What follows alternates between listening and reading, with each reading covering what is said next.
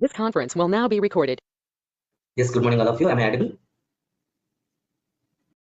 Yes. Yeah. Thanks for the confirmation. So when you look at Spark framework, as you all better know, it is meant for big data processing only, but not for storage. So Hadoop also doing the processing. Then what is the difference you are going to see? Hadoop is always doing the processing in a disk-based manner, meaning it is either reading the data or writing the output data also in a on HDFS only. So in against to the disk-based processing, if you wanted to drive the in-memory based processing, yeah, the answer would be Spark. So in order to process the data with a great speed, so when you look at the statistics, Spark-based processing performance is 100 times faster than Hadoop-based processing performance. Yesterday in our demo, we have seen very clearly, if at all Hadoop is taking 100 minutes of the time, our Spark is taking only 1 minute of the time only to get the result. Yeah, let's come to the point.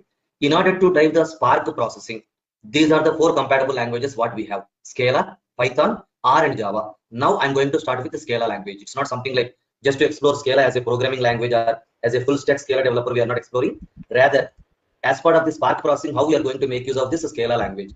So first and foremost, Scala is an acronym, meaning to say SCA, Scalable Language. The full form of Scala would be Scalable Language. Okay, so every programming language is having its own basic construct, meaning if you look at C, it is a procedural oriented programming language. C++, it is a object oriented programming language. Java, it is a pure object oriented programming language. Python, it is a general purpose programming language. General purpose language. Okay. In the similar way, when you look at JavaScript, it is the functional programming language. When you say Lisp, same way, functional programming language. Groovy. So these languages you might not heard about to my knowledge, but still these are also there. So in the object-oriented programming language, everything in terms of the classes and objects only. Whereas if you look at functional programming languages, everything with respect to functional notations only we are going to represent. So you mentioned every language group, Gopal, but what about Scala? You can ask me. Okay, so Scala is known as a hybrid language or multi-paradigm language. What is the reason for that one? Because Scala is having the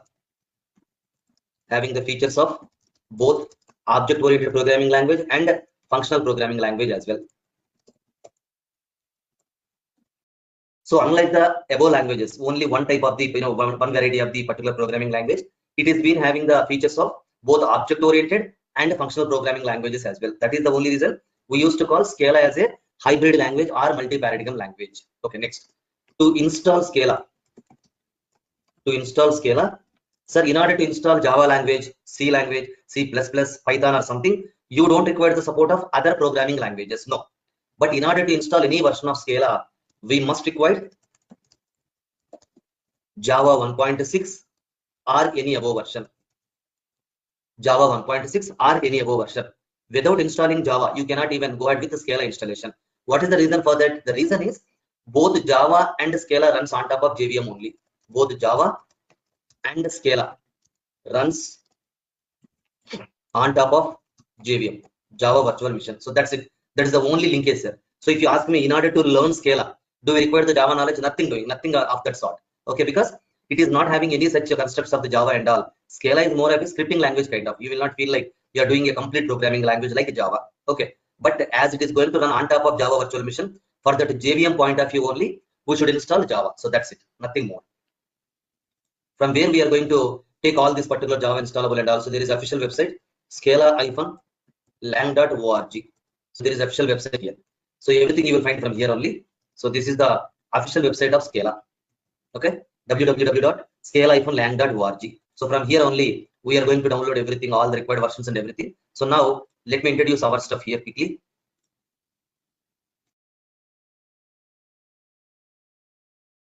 Sir, on top of our Windows operating system only, now we are going to start with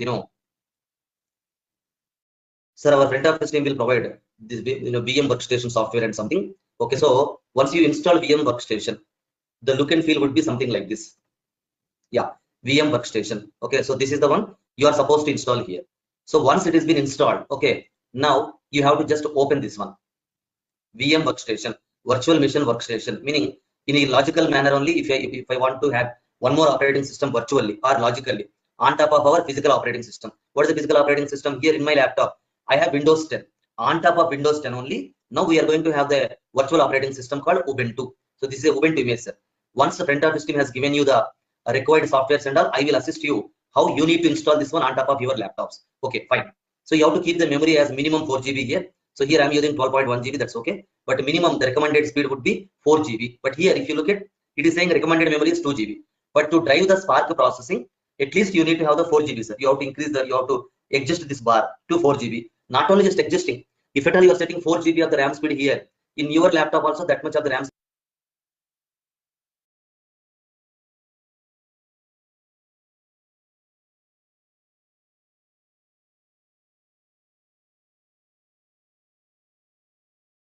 should be present. Then only you can use. If your laptop is having 4 GB of the speed, can you use 8 GB of the RAM speed for VM? No. So from your laptop, whatever the RAM speed, minimally we are expecting 4 GB of the RAM speed here. Okay. Yeah, once this is set, now to log into the same virtual workstation, you have to just click on power on this virtual machine. That's it. You click on power on this virtual machine. Sir, in the image, what we are going to provide, Spark and Scala image. Scala and Spark, both of them are already been installed over. You need not to get bothered about the installation procedure.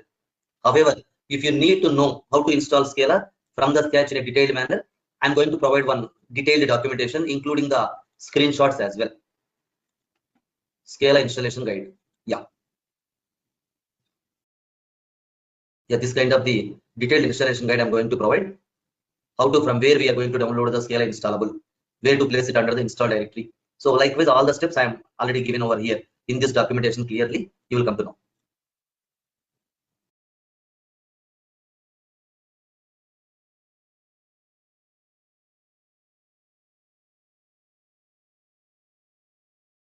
Yeah, so once successfully it is loaded, it will ask for Gopal Krishna is the username. What is the password? Gopal@123. So the password would be in small letters, Gopal@123. So this is the password.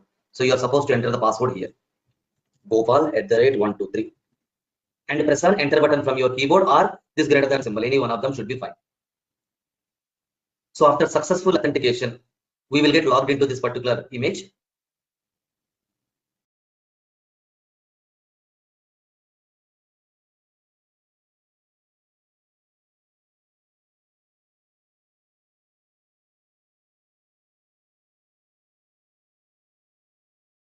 Yeah, so now here, if you can go back on the left hand side launch editor, there is something like terminal. This is what the symbol terminal. You can just click on this, double click on this terminal, it will get opened. Okay, it will get open. So here to increase the textual font, it is very, very low. To increase the textual font, Control Shift plus plus.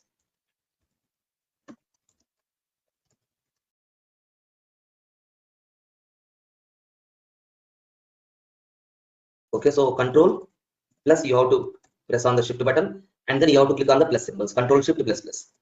Okay, so in the similar way, I mean, not only one plus, you keep on pressing to whatever the extent you want. In the similar way, to decrease the textual font, only Control minus minus you have to press. These are the shortcuts. To increase the textual font in VM workstation, Control Shift, by pressing both Control and Shift, you have to click on the plus symbols. To decrease the same, Control minus minus. So here I'm going to say Control and Shift I'm pressing on. Sir, I'm just pressing on the plus symbol only. So that's where the font has been increasing. To reduce the textual font, only I'm pressing on Control minus symbol. Yeah, something like the font will be reduced here. Okay, yeah. So here, who am I? With what username we logged into the system? To know about the same, we are making use of Gopalakrishna. So this is the username. After @ what we are having is the Ubuntu, meaning our host name. My name is Gopal, your name is Ravi, your name is some X, your name is Y. In the similar way, what is the system name? Ubuntu. To know about the same, we will use host name command. So first of all, who am I? When you execute this command, you will get Gopalakrishna. Next command is host name. When you click on this one, Ubuntu you are getting. So that is the host name. PWD, it's not password, sir. Present working directory. Present working directory, in which path currently you are. So there, home Gopalakrishna we are getting. Okay, now, sir, we already discussed just now, to install any version of Scala, you must have to install Java well in hand, because both Java and Scala runs on top of JVM only, Java virtual machine only. So whether Java is installed in the given image or not, how do we check it? Java space -version. Yeah, so here we are having 1.7. Perfectly, Java is running. Now Scala is also been installed here. To know what is the Scala installed version, we are making use of Scala space hyphen version. Yeah, we are getting 2.11.8. This is the version of the Scala we are using here. Okay, fine. And one more checking criteria is there. Like how exactly when you type the command, SQL command or something, it will take you to the SQL prompt. In the similar way, when you just type the command, if say Scala is successfully installed, when you simply type the command Scala from any path, it will take you to the Scala prompt only. This is Scala prompt only. Technically, what do we call Scala REPL? What do you mean by REPL? Read, evaluate, print loop. REPL meaning read, evaluate, print loop. So that's the terminology. That's it. Yeah. So I'm simply typing Scala and enter. From any path you can trigger. Not an issue. Look at Sir, post installing this virtual machine, this Java and Scala will install automatically or manually we have to install? That's what I'm saying. The image what we are going to supply, what we are going to provide, already Java and Scala we have installed. It's not automatically coming. So that installed image only we are going to provide you. You need not to take care of how to install this one and all. But if at all, sir, I would like to know those details as well. That's what I'm saying. How do we install that one? So this is the documentation, a clear-cut documentation with all the screenshots that I'm going to provide you. Clear, sir? So post these classes, we have to follow all the steps and try to install, right? No, sir. You know how exactly the installation happened. If you would like to know, then you can refer the documentation. The image what you are going to use, you can also directly operate in this manner, the way what I'm doing.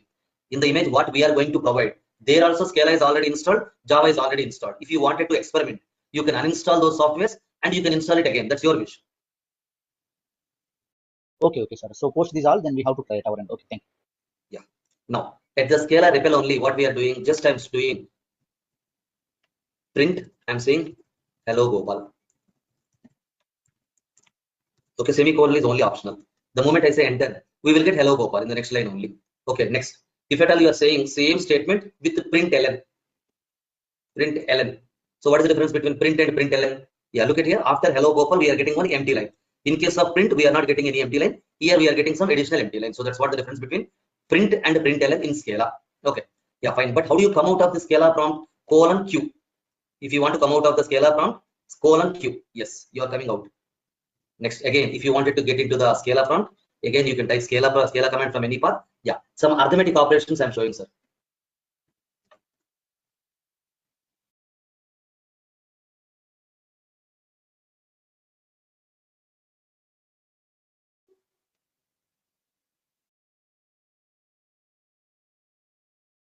I don't know why it is taking this much time. Yeah, RES0 stands for result 0. So automatically by adding these two numbers, including the data type only, it has been providing here. Okay, so now 14.5 plus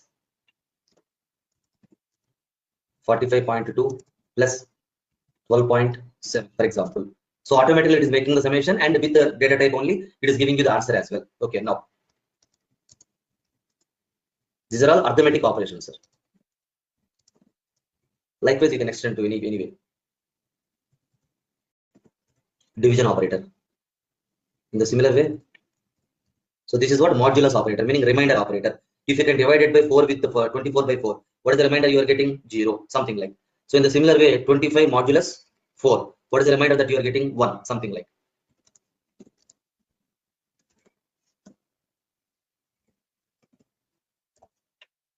Okay, so if you look at 4 plus 6 is 10, 10 into 8 80, so that's how generally you may evaluate. But here the concept is a bit different, meaning as per BODMAS theory in mathematics, multiplication will have the highest precedence than addition and subtraction. So in this regard, first this expression only will get evaluated. 6 into 8, 48, plus 4, 52. So that is what the expected answer. Yeah, perfectly. So likewise, these are all the arithmetic operations. You can extend likewise. Sir, are you able to follow? Please respond. Are you able to follow, sir? Yeah, fine. So wherever not clear, please ask me, sir. Then only I will come to know. Yeah, now, so how do we declare the variables? In our Java and other languages, we are saying int x equal to 10. Okay, some string name is equals to Gopal, something like you are been declaring the variables. Okay, in the similar way, here in Scala, for variable declaration, either we have to use var, or we can say, okay, otherwise I will write in the next slide. Or you can use val. But what is the full form? When I say var, it is going to be variable. The full form of var is variable. So it is a mutable entity. Meaning at any point of time, we can change the value. We can change the value in the variable. Okay. Yeah. But when I say val, what is the full form? Value. The first 3 letters only they have taken, sir. It is completely immutable, meaning non-changeable entity.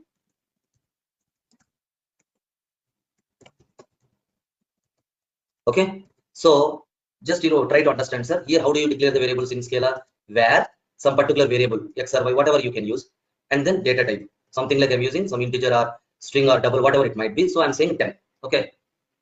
So if you wanted to look at the signature syntax here clearly, where variable name colon data type is equals to respective value.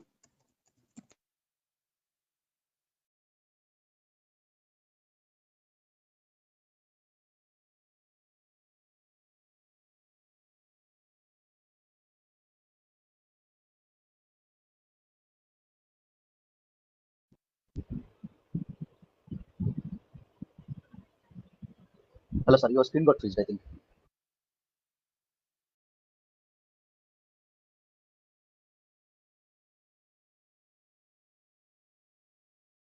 Hello. I think we lost him, I believe. No voice from him. Okay. We are on the line. I think he lost. Thanks.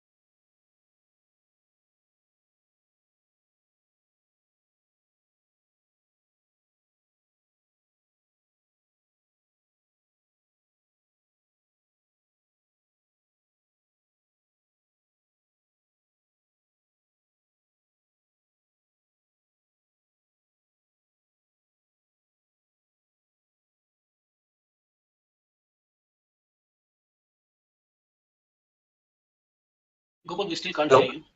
Can you hear me now? Yes, we can hear you, Gopal. Yeah, sorry, power problem here, so I just changed my network only. Yeah, so the point what I'm trying to say here, if you want to declare the variables, this is what the syntax we are going to follow. So let me show you something here quickly, where I'm saying a variable called x. And by the way, it is a very, very important point. Any data type you are using in Scala, the first letter must be the capital letter. You should not use like integer as int. The actual correct usage is I capital letter. You should not use string something like this. The correct usage is yes capital letter. You should not use double like this. You have to use double. So something like the first letter must be the capital letter. Okay, so is equals to 10, for example. So the moment you are saying x colon int, we are getting 10 only. Meaning to say here, for example, in the memory, sir, in the memory also, this is x variable.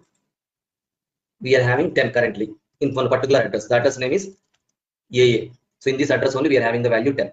But being it's a variable, at any point of time we can change that one very well. So in this place only, now in place of 10 only, I wanted to assign 20. I wanted to store 20. So is it going to be possible? Now, sir, as we are going to assign a new value only, don't say where or something. X, sorry, 1 minute.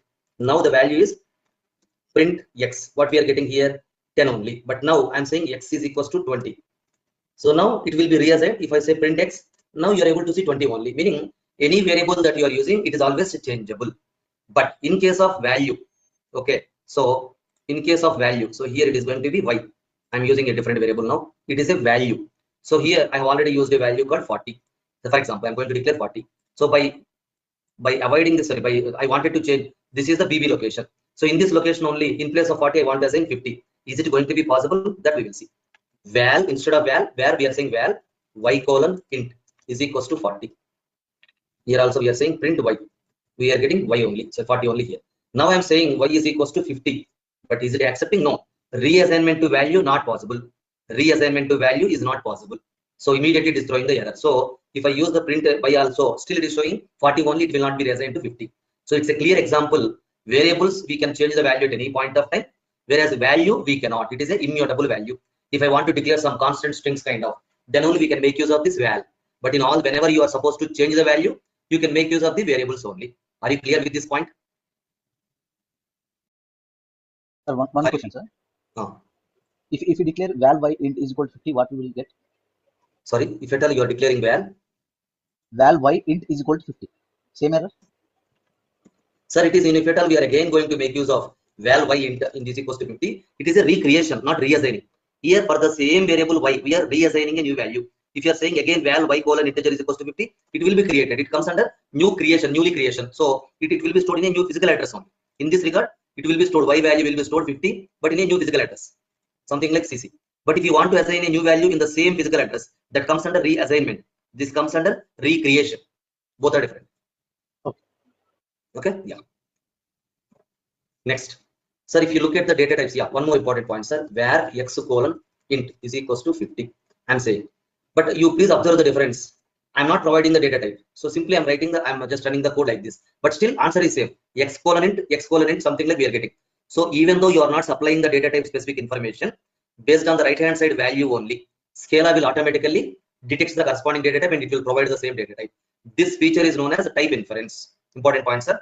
Even though in the variable declaration, we are not supplying the data type specific information in Scala, but based on the right hand side value only, it will automatically detect the corresponding data type.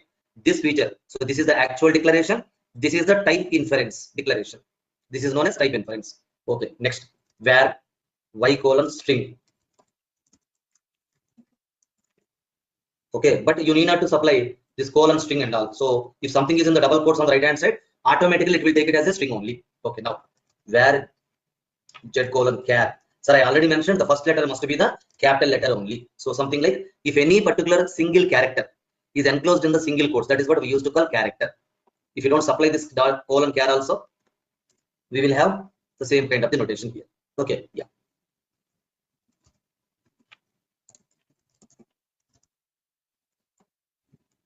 Sir, if at all there is some decimal point in our Scala, by default, it will take it as a double only. So .22 we are having. So here, even if you are not having colon double also, it will be treating it as a double only. Till this point, it is very clear. But the next point would be, look at here, all of you, where b colon float is equals to, it will throw the error, because if at all you are going to declare any floating point number, must and should, if at all you are keeping likewise normal dot something you are mentioning, it will take it as a double. You look at the errors are found double, but requirement is float. But how do you define the floating point numbers in our Scala? Either you can use capital case or small case. Anything should be fine. Okay, now it is perfectly taking it as a floating point number only. Anything. Yeah, you remove this float also, but still it will be considered as a floating point number. So the takeaway is, if you want to declare a floating point number, must and should, you have to specify this one with b. So this particular f. In the similar way, where c colon long. L you have to use long. L stands for long. So the next one is Boolean. Boolean meaning, most of you might know, it will only hold the true and false value. True. If you remove this Boolean also, because on the right hand side we are having a true and false kind of the value only, it will take Boolean only. Even if you are keeping false also, no issue, it will consider it as a Boolean only. So these are all the specific data types what we are going to use. So look at here, all of you, Scala data types. Just in a nutshell, I'm writing. Sorry, int, double, float, long, string, char, Boolean. So these are the primitive data types what we are going to use in Scala. Int, double, float, long, string, char, and Boolean. So these are the data types. Okay, next. So to clear the screen, we have to use the shortcut is Control L. The screen will be cleared. Control L. Now, so the conditional statements I'm going to use now.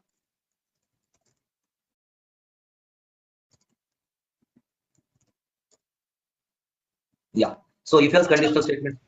Sorry, when you said control L, do we need to press control plus L or just control L? No, from the keyboard only you need to just press. You look at here, only we have to press control and then L. No plus symbol. Okay, thank you. Yeah. So now coming back to control, sorry, conditional statements. So generally the other programming languages what we are using, if some particular condition. Okay. So then statements here we are writing, else we are writing the next set of the statements only. This is one scenario. And the next one is if some particular condition. Okay, statements you are writing, else if some other condition you are writing, statements will come, else likewise. So this is a multi-branching if conditions also. How exactly you are making use in the other programming languages, very similarly here as well. Now look at it, I will explain. Where some variable I'm using called age is equals to 35. Through type inference I have declared the variable because I am not supplying any data type specific information here, colon something, but based on the right hand side data, automatically it is recognizing it is an integer type only. That's what I mean. If age greater than, sorry, age less than 19, you are saying println still a kid, else println experienced, something like whatever the statement. So how exactly this conditional statement will work? If at all the provided condition is true, if the provided condition is true, if the provided condition is true, immediately the next statements only be executed. If at all the provided condition is false, it will jump on to the else part. Whatever is there, it will get executed. So our age is 35, whatever the value that we declared. So 35 less than 19, is it true or false? 35 less than 19, true or false? Please respond, sir. False. Now the expected answer is experienced. That's where we are getting the answer here. A very simple if condition, if else condition, sorry. Now when I say enter, we are getting experienced. Now if, look at here, other one. If age greater than 13 and age less than or equal to 19, I am saying println teenager. Else if age greater than 19 and age less than or equal to 40, println adult person. Else you can write in the multi statements also, but you can write in the same statement as well, nothing wrong. Println senior, something like. So here, sir, if at all both are, if at all you are using the and condition, if both left hand side and right hand side operands are been, is true. I mean to say only if at all you are using and condition, both are true, true and true only, always true. If any one of them is false, it will not be a true case. Only when both of them are true, then only it is going to be true. So here, age greater than 13, true. 35 is greater than 13. But age less than or equal to 19, it is false because 35 will never ever be less than 19. No, it will not be executed. Second, you look at this one. Age greater than 19, 35 greater than 19. Age less than or equal to 40. 35 is always less than 40. So both are true. So what is expected answer here? Adult person. So if at all you are using OR condition, if any one of them is true, we will get the answer. If any one of them is true, we will get the answer. Here we will get adult person. So this is how you are going to evaluate the conditional statements. Okay, yeah. Now, so one more thing, sir. One more thing. I'm opening a parallel window. On the same window itself, I'm saying right click, open tab. One more time I will show you. This is the active window. Right click on the same, and if you can say open tab, a new window will open like this. This is already there, one window. One more window will open. Or, sir, I'm closing this one. The shortcut would be here. Shortcut is Control T. So, Control Shift T. Control Shift T. So along with this window, we are getting another window. Any one of them you can use. Shortcuts also I'm giving, sir. Yeah. Now, sir, I'm doing one thing, nano, meaning in Linux, if you want to create any file, we will use nano editor. Or if you are comfortable with the VI editor, you can use VI editor. If you are comfortable with the gedit, you can use that one. Not an issue. But nano, I'm using here nano Sunday.Scala, something like. I'm writing yes capital letter. Okay, fine, whatever it is. So till now at Scala REPL only, Scala prompt only, we have written the code. But in production, generally, when we are executing when we are running the show in production, we will not have the freedom to write everything manually. We have to automate, meaning we have to write like a script only. We have to write like a batch mode of the program only.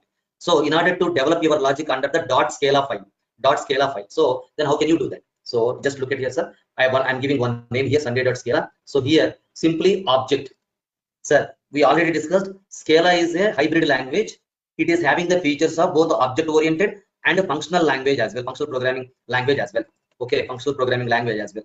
So it is, even you don't know Java, also not a problem. But still, in Java, if you wanted to develop a class, some hello. Here, what you're writing, public static void main. string args you are writing in Java, sir. This is what the code we are using in Java. So here to print the message system dot out dot println. So that's where you are writing. Okay, semicolon is must in Java. Okay, fine. To run the program, what we are saying Java C hello.java. So once the class file hello.class file has been created, meaning it's a compiled code from JVM. Then to run the program, we are saying Java, just you are saying hello. Very similarly, here the main method is been part of the class. The main method is part of class. It is under Java. Okay. Now coming back to Scala. Coming back to Scala. So always the particular main method has been defined under the object only. Object, now what I'm writing Sunday. Something here. We will write def stands for definition. Always okay, I will write it here. Object, sir. How exactly we have created the class Sunday? If at all you created S capital letter and if you are creating a small letter, it will not work. It will throw the error. It will simply say, I'm not able to locate my main method, something like. So as it is, you have to create, including the case sensitivity. Okay, now, so here, put a curly bracket. Def stands for definition. Sir, whenever you are writing any method name, must and should, def has to come over. And def main, here, args colon array of string. So this is how the notation we will present in Scala. That's it. Look at here one more time. Def some method name. What are the arguments you are taking? Args colon array of string. That's it.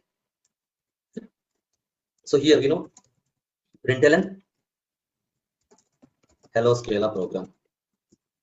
So that's how we are. Just whatever it is, whatever the message you want, you can print it. Yeah. So this is the program I have written, sir. Simple program. Okay. So look at here. Always your main method would be part of object only, but not the class. This is the important point, and this is the takeaway. Always your main method would be part of the object only. Now Control X, Y, enter. So how do you save the file? One more time. Okay. Yeah. In order to save this file in the Nano editor, first you have to say Control X. It will ask you, do you want to save it or you want to destroy it? If you want to save it, you have to press Y. So I'm saying in Nano editor, first Control X you have to say. Not plus symbols, only Control X. Okay, so then press on Y. Then press on enter button. Okay, so this is how you will save the file in the Nano editor. So here also I just press the Control X. Now I'm saying Y and enter. Bus. To read the content, what exactly we have entered? Cat Sunday.Scala. This is the program. But how do we compile the program? Same way. Scala C instead of Java C. I'm saying Scala C and Sunday.Scala. Once it is successfully compiled, you will see the dot class file from the JVM itself. Dot class file will be generated. Yeah, let us look at when I type the command date. What's the date? It is showing Saturday, September 9th, 1921. So that is what the date it is showing. So ll Sunday.class. When it was created, sir, just now, Saturday, September 9th, Sunday.class. That's it. It has been showing. Okay, now how do you run the program? Only to compile the program, Scala C. To run the program, Scala. Now only you have to provide Sunday. That's it. No extension. Yeah, hello Scala program, we are getting successfully. Are you clear, sir? In Scala, the main method is only part of the object only, but not class. Here, the only difference is you have to say object. Here, there is a slight difference in the main method declaration also. That's all. Okay. Yeah. You just look at the program. Sir, I'll be back in 2 minutes. I'll be on mute.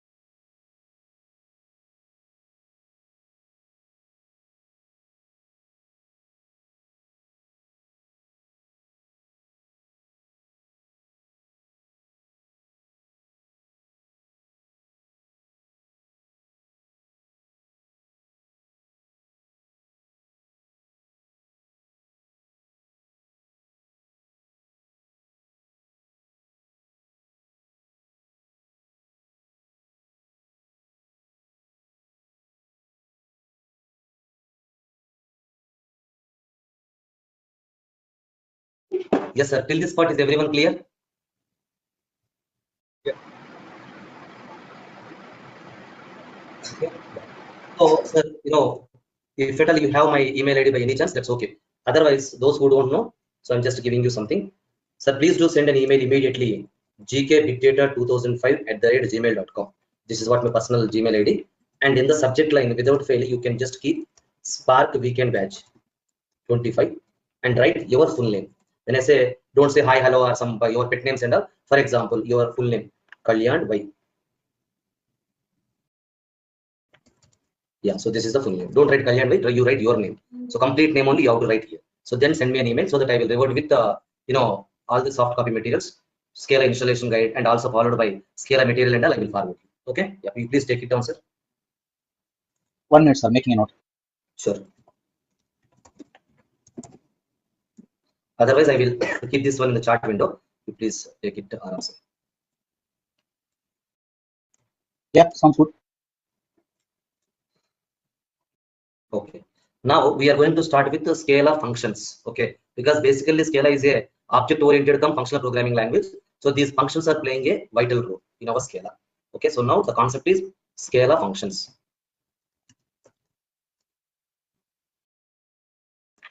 Okay, so here if you look at the very first one is there are 3 types of the functions we are going to use in Scala. The very first one is Scala closures, or the other name would be Scala named functions. Whatever the name you are referring, both are same. Second one is Scala higher order functions. Third one is Scala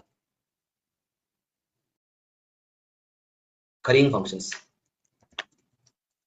So these are the 3 categories of the functions what we are going to discuss here. So under Scala functions only, these are the 3 categories. Okay, now today's topic is, so now the topic will be Scala functions. Yeah, so the very first one is Scala closures. What exactly you mean by the same? I'll open a document.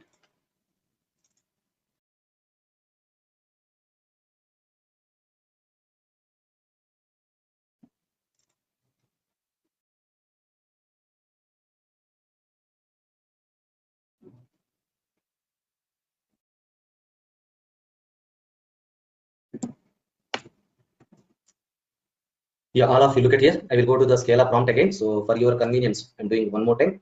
From any particular path, if you can type the command Scala, it will take you to the Scala prompt only. Yeah, here what I'm doing, where some particular GK function, the name of the function would be GK function as a variable I'm declaring. So here x:\int, comma, y:\int implies that x plus y I'm writing.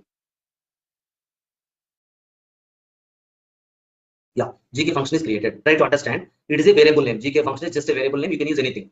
Here I'm taking 2 arguments, x argument and y argument. X of type integer, y of type integer. Sir, this symbol is known as implies that operator. Okay, so here when you say this particular operator is known as implies that operator. So in our Spark processing also, predominantly we are going to use this operator. So left hand side we will have some pattern. Implies that expression. On the right hand side we will have the expression. Pattern implies expression. So here this is what the pattern. This is x:" integer, y:" integer is a pattern. Implies that right hand side is the expression. If you look at GK function is taking 2 arguments only, integer type of the arguments only. The written value, if you can add the 2 integers, the written value is also going to be integer only. So this is nothing but the written value. Sorry, written type is nothing but integer. So here function of 2, because you are taking 2 arguments only here, you are getting function of 2. So that's what the meaning out of this function. Sir, now you are concluding written type, meaning written data type is integer. But my question is, what is the written value here? What is the result here? Can anyone? What is the written value or result of GK function? Sum of 2 numbers. Integer only. Sum of these 2 numbers. At this moment, you can only say that one. Very good, sir. But I am expecting some number. What is the summation number? So can you provide like the sum of the 2 numbers is 10, 20, 15, 20, 45? Can I say that number here as a concrete value? No, because first of all, you have to tell me what is the value that you are supplying in X. What is the value that you are supplying in Y? First provide me. Then only I will tell the result. So here, println. No, not x plus y is equal to gen. Result is, yeah, you are putting the plus symbol here, concatenating GK function. I am saying 4, 5, meaning as per expectation also GK function is expecting 2 arguments. The 2 arguments I have supplied here, but here I am saying plus, meaning you are concatenating. This particular statement has to come along with the value also need to come here. So immediately when you look at result is 9, meaning Here, in place of x, 4 will be substituted. In place of y, 5 will be substituted. So by adding the two numbers, we are getting 9. Okay. Yeah. Next. In the same thing. Okay. I am going to provide one more other argument. But what is the expectation? GK function is only accepting the two numbers only. But you are passing three numbers. So what is going to happen then? Yeah, too many arguments for the method to apply. So you are only expecting variable 1 and variable 2 only. But you provided too many arguments, more than what is required. You provided. Okay, next. So here I will not provide required arguments. Only one argument I will pass. But expectation is two arguments. But you are only passing one argument. So not enough arguments. Yeah, not enough arguments for the method to apply. Here too many arguments for method to apply. Here not enough arguments to method to apply. Expectation is two arguments, two variables, but you facilitated only one argument, one variable. So that's where the problem. Sir, are you understanding, sir? Yes, Kapil. Yeah. So now here one more thing, one more takeaway. Now I'm keeping the second argument, but what is the second argument here? String. Expectation is two integers only it is asking, but I'm passing one integer and second one, if anything is there, putting in the double quotes. What exactly it is? Character. String. Is the character string. If you are keeping something in the double quotes, it is a string. If you are keeping in the single quotes, it is a character. So here expectation will be wrong. Yeah, so required integer but found string. Clearly we are seeing.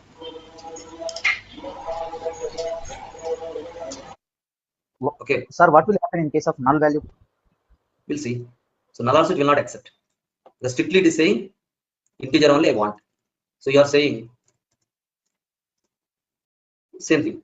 Found something like okay. So you are saying you want to specifically say in the single quotes only. So that is also been treated as something like, you know, it will take, okay, in the single quotes only, it has been taking that particular value as some ASCII value only, it has been converting and taking over. Now it has been rules given to the condition. Okay. Okay, yeah. Now, so if you want, you can just quickly take down this one, sir. All the negative validations also I'm showing. So this is nothing but a scalar closure. I will show you some more examples.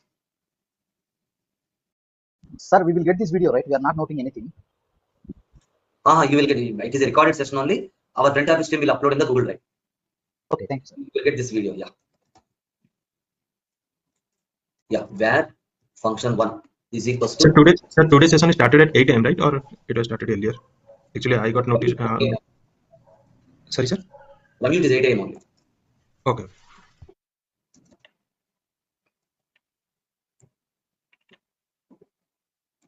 Today it got started 7 AM, right, sir? 7 AM for you, for a different set of the people, we asked to join them at 8 o'clock. Okay, sorry. Yeah. Now look at here. So x I am taking as a string, y I am also taking as a string only. But I want to provide x as is, but y I wanted to provide as a reverse of that particular y only. So with the tabs operator, 8 spaces we are supposed to get it over here. So that is implies that operator is missing.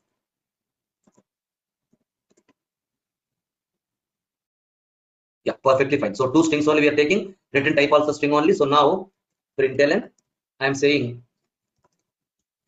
output is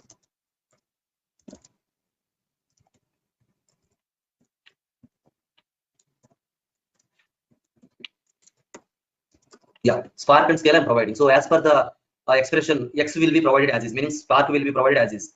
8 spaces you will get in between. Now y dot reverse, it will not be presented as is. So like ALACS. So that's where the reverse of the string only be printed here. Look at here, 8 spaces we are getting Spark, 8 spaces and scalar. Now, as it is a string, I can pass anything.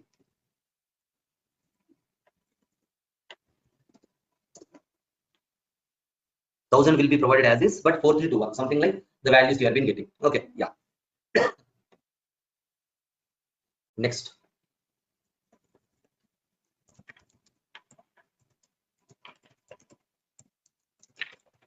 Three arguments I'm taking.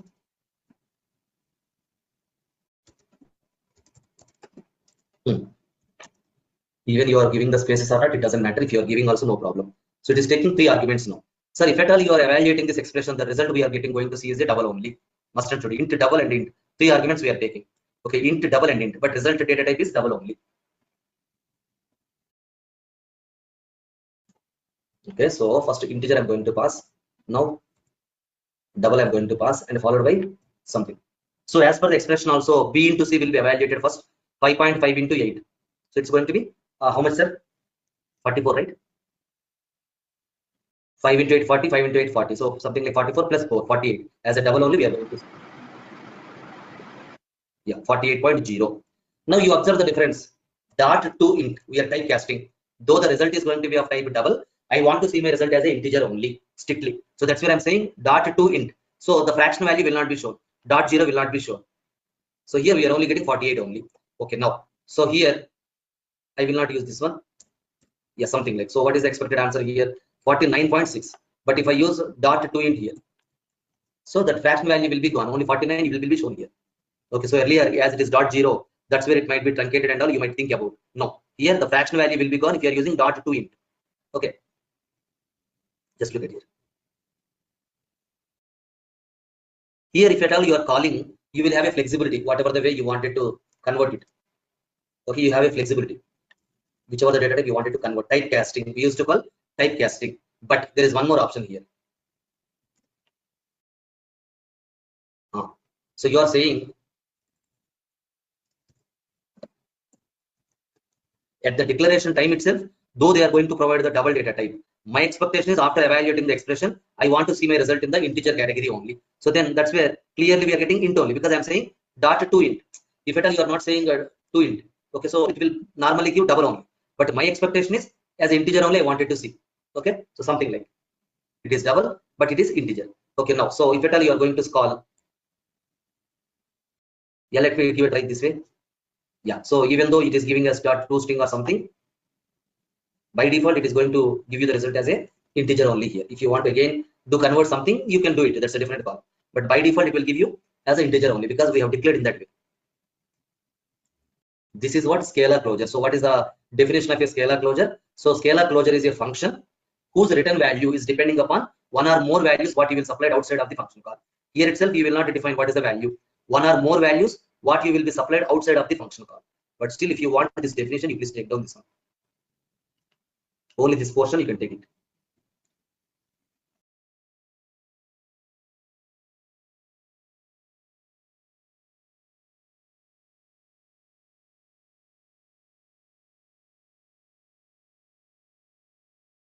Will we get this document via email, sir?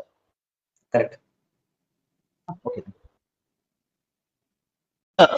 Sorry, when you said declared outside this function, so you're telling that whatever we are giving it in println, that controls the Yes. return output? Yeah, so here itself I mean to say, here itself we will not get the outcome.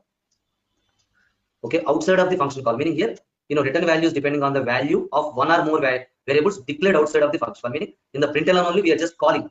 Here it is the definition. You are declaring this particular function, but you are invoking this function, meaning outside of the function call. That's what I mean. Okay, so it's a return value. Okay. Okay, so this is what scalar closure is all about. And now coming back to higher order functions. In Scala, there are, sir, in the scalar closures, is everyone clear? Okay, so coming back to higher order functions, there are 3 higher order functions we are having: for each, map, and reduce. These are the 3 higher order functions what we are having in Scala. Okay, now. Okay. So if at all you have to write some for loop in our Scala. Okay, so what we are doing here, I have a simple program. Let me open that.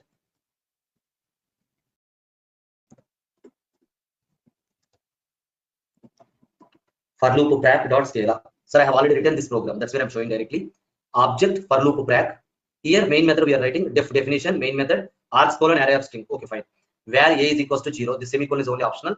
Now, if I wanted to loop through all these values from 1 to 10, meaning all 1 to 10 numbers I have to print. For example, here I wanted to print all the 1 to 10 numbers. 1 to 10 meaning it is a range here in Scala, range collection. Okay. Yeah, something like we are taking all the values. So by going through all these values one after another, looping through all the values and get the result, we are using for a, this operator is known as the generator operator.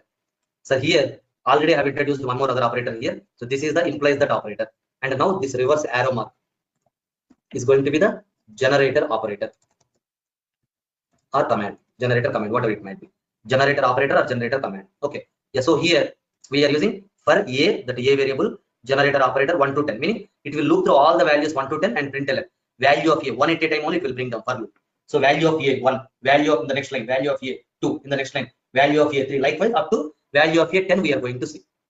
Okay, so if we are going to run this program. Sir, one question, sir. Post println we are using plus operator, right? Yes, this is known as the concatenation operator. Even just now in our scalar closures also, what exactly I am using, sir, everywhere it's after println.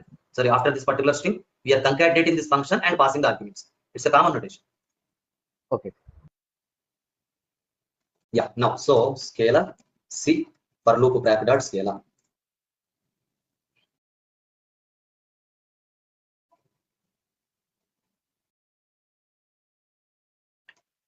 The power is not there, but 43% is remaining. Okay, good. Now scalar. So the class file will be generated for loop back dot class. Yeah, now scalar. We are we are going to run the program for loop back. So you look at here, value of a 1, value of a 2, likewise up to value of a 10 we are getting. All the values we are getting successfully here. Now, in order to print these values, only this much of the program we have written, all this story we have followed. Okay. But instead of this one, what I'm doing here, look at here. Where some nums, something like some variable I'm declaring, list is a collection item, sir. In scalar, list is a collection item.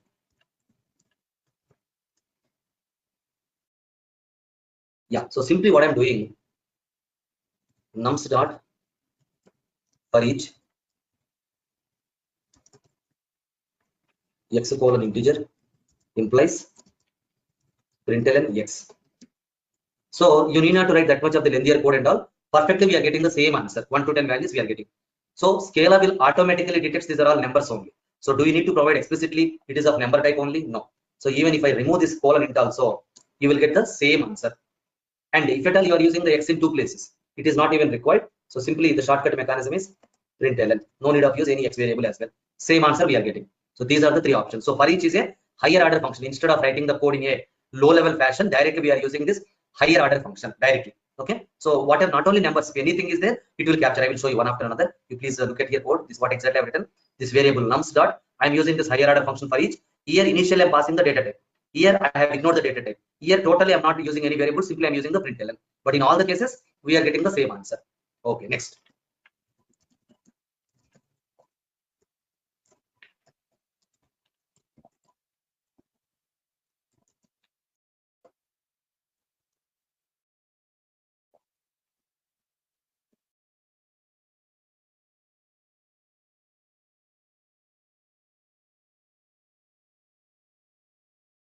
Yeah.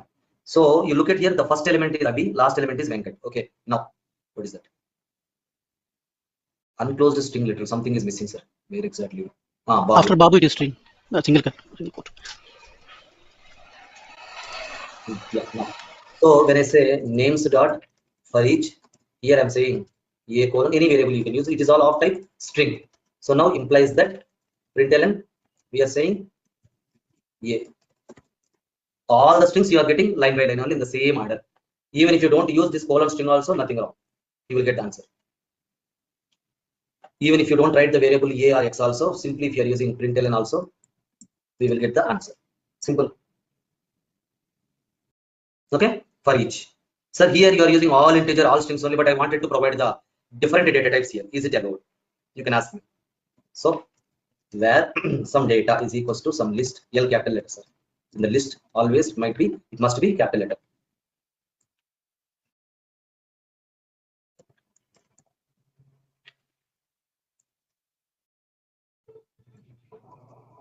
F meaning floating point number. We already seen.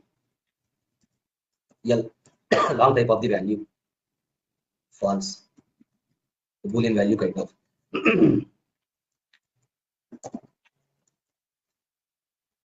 That's okay. So it will automatically take for all the list of integers, it is taking us list of, sorry, for all the strings, it is taking list of string. Here, look at here, list of string. For all the numbers, it is taking list of integers. But here, whatever we have been providing, it is a disjoint data types. I mean, these are all different data types. So it will take any. So that is where the data type it will consider. Data list of any, data colon list of any. So now here data dot for each. Now, so particular x I'm using colon any implies that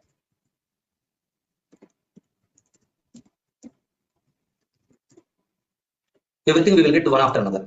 Okay. So if you remove this particular data type also, we will get everything. Even if you don't write also, you will get everything. So that's where it is.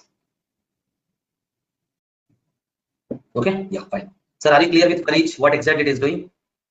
So if we put x is equal to integer or string, will it print only integer or strings? It will throw the error because whatever the data type it has been accepting any. So if at all you are going to say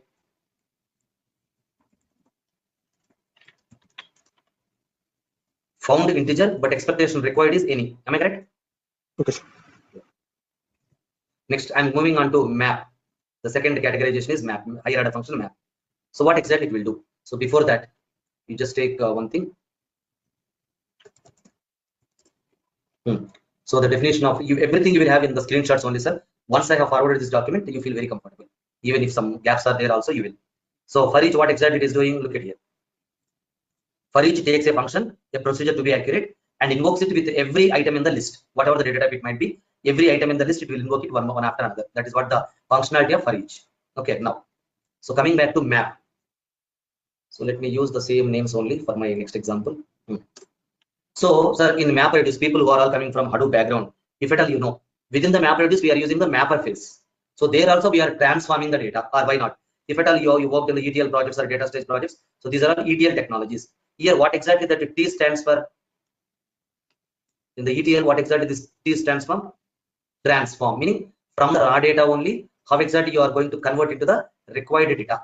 So that is where transformation, you are converting into the required format, all the raw data. So here also it is doing the transformation only. Wherever you are using mapper phase or map or something, it will be used for transforming the raw data into required format. So one data type to another data type, one value to another value to convert. We are using mapper phase or map function. So here my requirement is I would like to see each and every string length only. So that is what I'm using. Names dot map.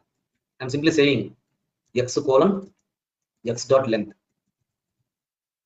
What does it mean? X meaning in this x variable only, it will read Abhi, Babu, Chakri till the end of the particular list collection. It will read all the elements and it will provide implies that what is the expression I'm expecting x dot length, the particular every string by string value only I'm expecting over. And one more important point is if there are how many elements are there? 1, 2, 3, 4, 5, 6, 7, 8. If 8 elements are there, we are getting 8 outputs only. Map is always going to provide one-to-one mapping. So for every string wise, what is the length? Every string wise, what is the length? So if at all 8 elements are there in the input string, 8 elements in the output string only. Now you look at here. Yeah, so we will get 8 elements only in the output. But I don't want to see as a list of all the values in a line by line fashion only. We have to see. So we already seen earlier only for each println. If at all you are using in a line by line fashion only, all the elements will come. Whatever we have seen here, map is a higher order function. For each is also a higher order function. Please understand. Okay, next. So now the requirement is I want to see string comma its length. String comma its length, not only just the length. Okay, so slightly you have to modify the code here. X comma x dot length.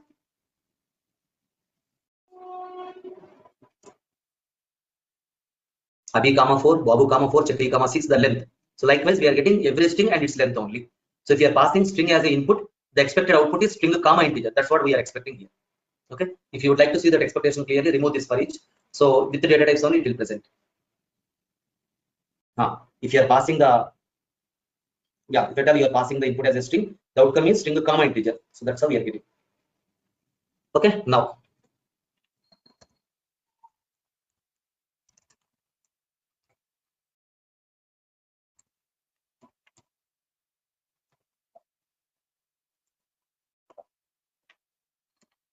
sir, this is what the data I have provided. Now my expectation is if you simply pass 2 only, I would like to see. Okay, I would like to see the number itself and the square and the cube. So this is how I want to see the result. Can you write that logic, sir?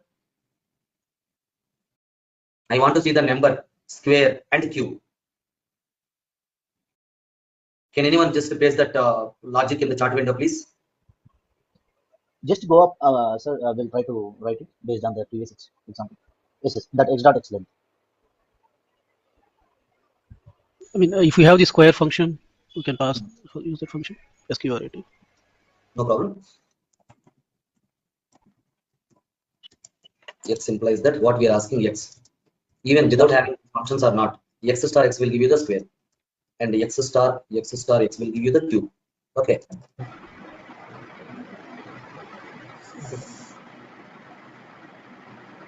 Mhm.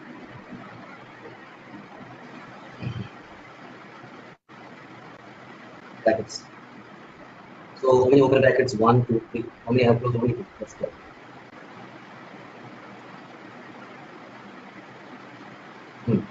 So the number, square, and cube, everything we are getting perfectly.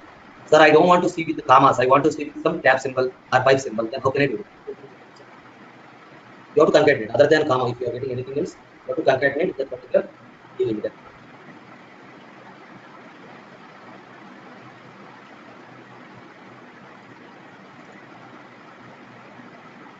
With the tab only we are getting. Or if you would like to see the outcome with the pipe symbol, say in case of tab only, I'm supposed to put pipe.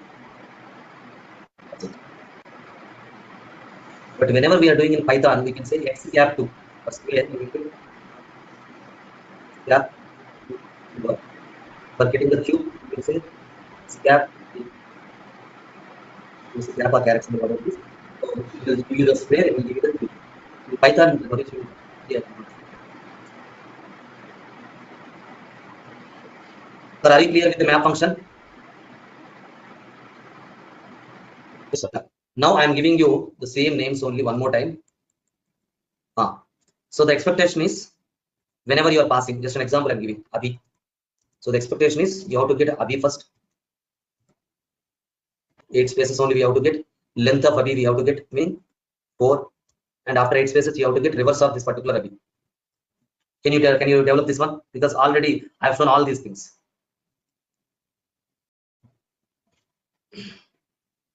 We can use the x.length function and x dot reverse functions. Write it, sir. Write it and paste it in the chart window.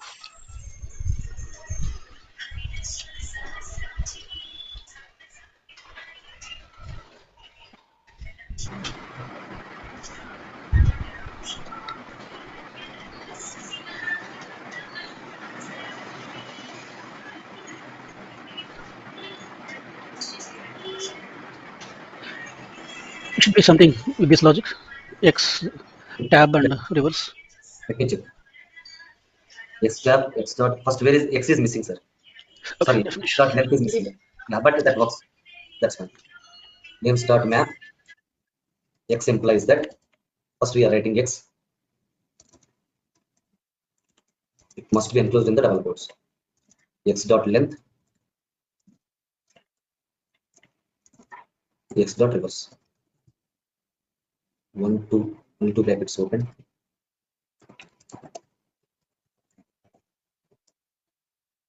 Yeah, Abhi, length and reverse. That's what I'm expecting, right? Abhi, length and reverse. Perfect. So this is how map higher order function has been working. So from one type to another type, if you want to convert, we are using map. So please take down the definition, sir. Map function takes that converts a single list elements into another value or type. It can be any way.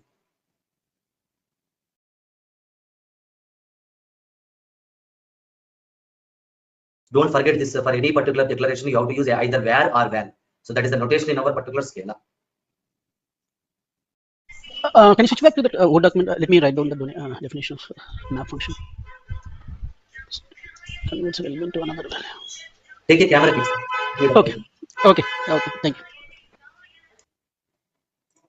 And I will forward this documentation also. But what I need is you have to send me an email to this email ID with this particular subject line and your full name. I will send you this document, everything. No body, right, sir? Sorry? No body message, nothing, right? Only subject. No, this is the email ID, this is the subject line. No, I'm saying like in the email body, no need to write anything, right? Nothing. Just you can write this mail. I will forward you the materials. Yeah. Next, reduce function.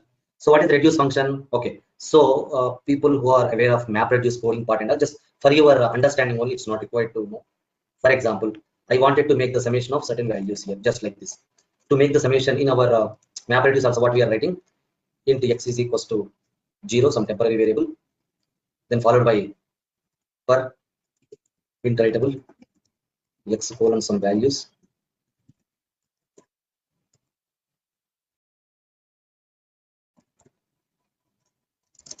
Sum plus is equals to x dot get.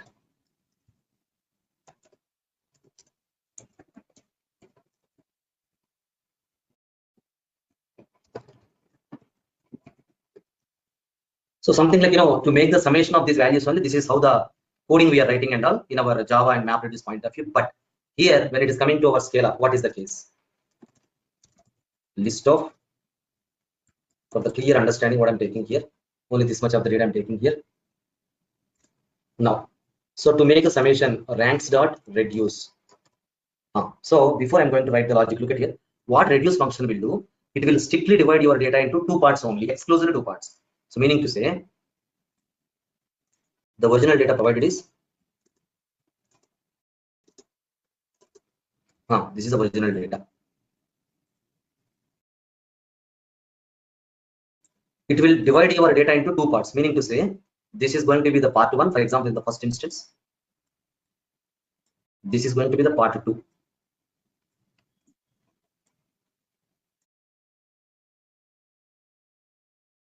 So this is what I'm going to call the X part. This is going to be the Y part, for example. Okay. So here, first of all, we are making the summation. So what is the summation? 1 plus 2 plus 3. Now it becomes 6. Here, 6 plus 4, 10 plus 5, 15.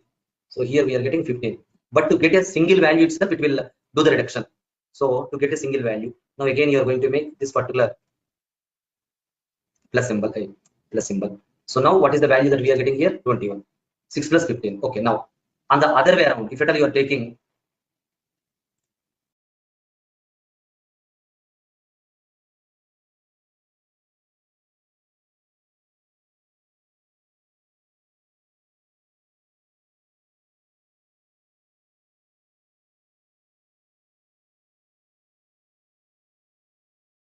so these two are going to be one part. Just understand, sir, I'm not fully erased. And all these other elements are going to be another part. So here, this is going to be the X. This is going to be the Y, second part. So 1 plus 2 is equals to 3. Here, 3 plus 4, 7, 12 plus 6, 18. We are getting 18. Now you have to get the total summation.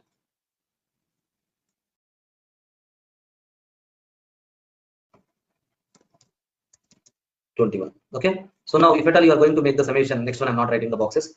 1, 2, 3, 4 going to be one part, and 5 and 6 are going to be one part. Okay. For example,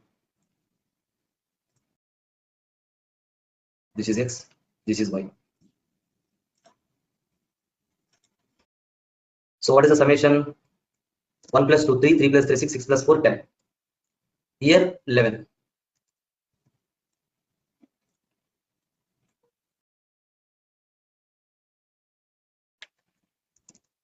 So the point here is, what is going to be part of the X part and what is going to be part of the Y part? That's not in our hands. Dynamically Scala will read, but one thing is very much common. It will strictly to divide your data into two parts only. That is what the reducer functionality. It will strictly to divide your part. You can take any other combinations also. It will strictly divide your data into two parts only and then make the summation. Or in place of summation, you can use multiplication, division, subtraction, anything. But only generally for subtraction, for addition and multiplication only we will use this one. For subtraction and division, the kind of results what we are getting may or may not be consistent all the time. So here, X of type integer, because we have taken all the integers only, Y of type integer implies that we are saying X plus Y, only two parts. Now we are getting successfully 21 result we are getting. If Scala already know about this data types through type inference, is there any rationale behind providing all the data types? No, you can remove. Still we are getting. I don't want to write this much of logic also. Simply you need the addition. So underscore plus underscore, meaning divide the whole data into two parts. First underscore is X, second underscore is Y, part 1, part 2. Use the addition operation. In that regard also we are getting 21. So that much simple it is if you are making use of the higher order functions. Okay, so if at all you are going to make use of multiplication, we are getting the result. We are getting the result. Even underscore star, we are getting the result. So likewise here, if at all you are using, why I'm saying for addition and multiplication only we will use 2 plus 3 plus 4 is very much equal to 3 plus 4 plus 2 is very much equal to 4 plus 2 plus 3 or any other combination. So in any of the order you are making a summation, here also 9, here also 9, here also 9. And when you do the multiplication also similarly you will get. But 2 minus 3 is very much different from 3 minus 2. Am I correct, sir? Can you hear me? 2 minus Yes, 3 is different. And yeah, we can 3 hear you minus there. 2 is different. So the result is going to be may or may not be accurate. Or 2 divided by 3 is not same as 3 divided by 2. So that is the only reason for subtractions and divisions we will not use this one. But for these two, generally we will use. Okay. So reduce is also higher order function. Take it, sir. So here, like the summation and the multiplication, we are giving two arguments because of the internally it's divided in two part, or any other reason we are giving. More than 2 arguments. Okay, that also we will check what is wrong. Okay, so here, chalo, I will use one more argument as you suggest, and I am going to use the notation wise. I'm trying to say it is of 2 only. It is going to be x plus y is going to be one part. Okay. And the z is going to be the second part. Likewise, this is going to be the part 1. This is going to be the part 2. But even though smartly you are doing like this, will it allow? No, strictly. One more bracket is missing. Here, why is this extra?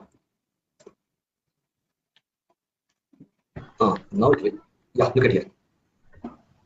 Yes. No.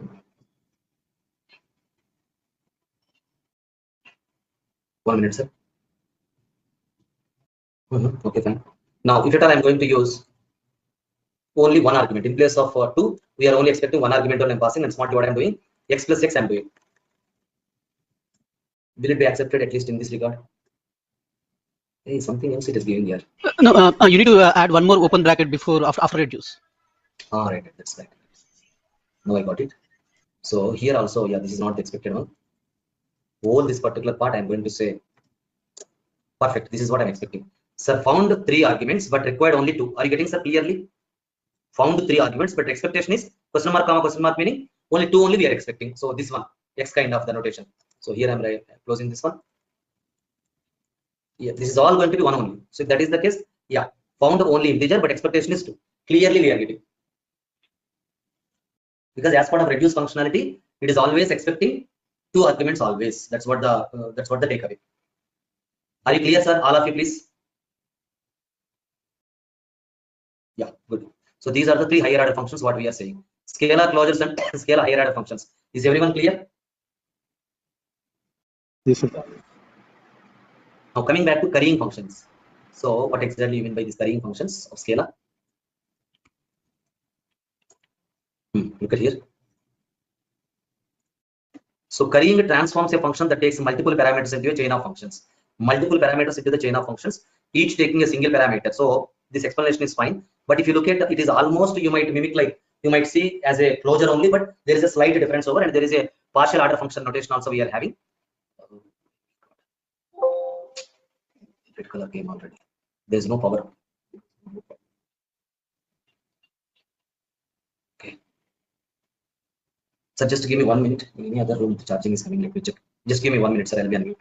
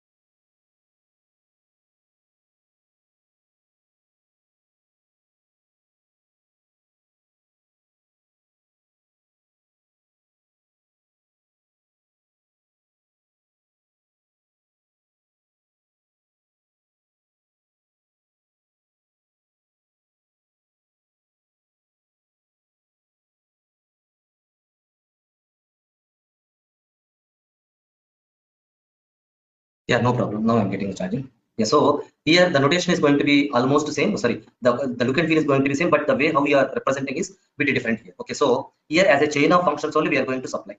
So just now, before this particular functions, higher order functions, we have seen scalar closures. So what we are writing here, def some particular gk function is equals to now x colon integer.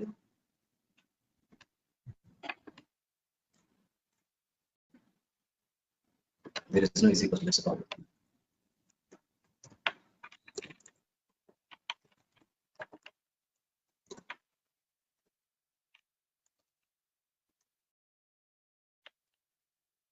Yeah, now it is a carrying function.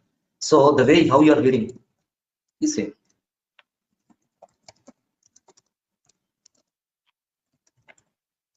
The way of passing the value also not with the commas, you have to pass like this. So the expression will be evaluated. And one more I will write quickly.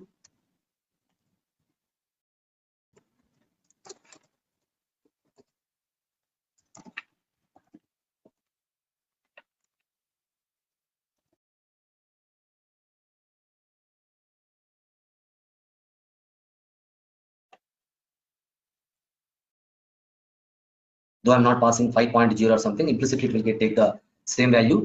5 into 630 plus 434, we are going to see the result. Int does not take the parameters. No, okay, we have to explicitly.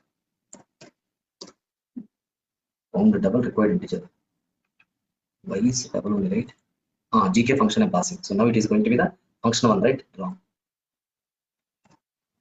Yeah, I will show you. That's where I got confused. Here, if I don't pass this dot 0 also, implicitly it has to consider. That's where 34.0 automatically we are getting. So all these things we have already explored in the scalar closures only. Then why we need a separate function altogether called carrying function? You might ask me a question. So the difference would be partially applied functions. There is another concept here, partially applied functions. So what does it mean? Okay, so look at here.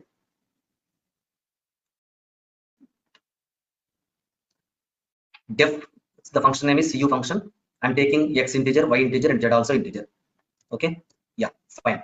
So now we are going to invoke this particular function, and we will only provide partial values only, not all the values. Here we are using a new variable, and in place of x and y, I will pass the data. Look at here, where some new data is equals to this function of, in place of x I'm passing 3, in place of y I'm passing 4, but z I don't know at this moment. Okay, so here it will be created. Println result is new data of some 5 I'm passing. So if that is the case, already in the new data only the carrying function of this particular value has been supplied. Only the lagging factor is z. Z anyways we have provided now. Okay, so what is the evaluation now? 5 into 4, 20 plus 3, 23 I'm expecting now. Yeah, perfect. So if some values are not available readily, so in that regard we can pass it later also. So this concept is known as partially applied function. So this notation we can only make use within the carrying functions, but not in the scalar closures. Please take it, sir, this point.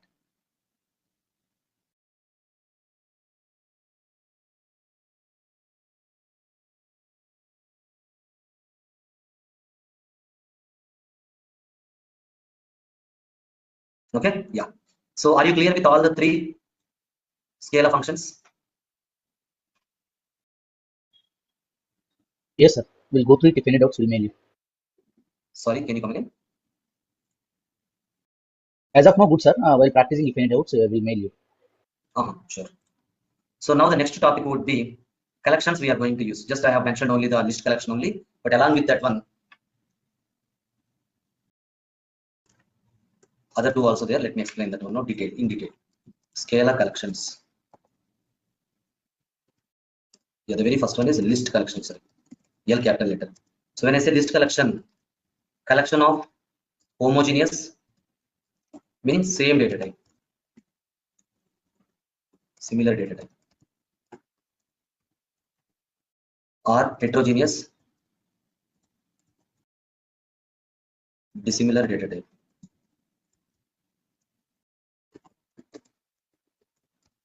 Collection of homogeneous or heterogeneous data, including duplicates.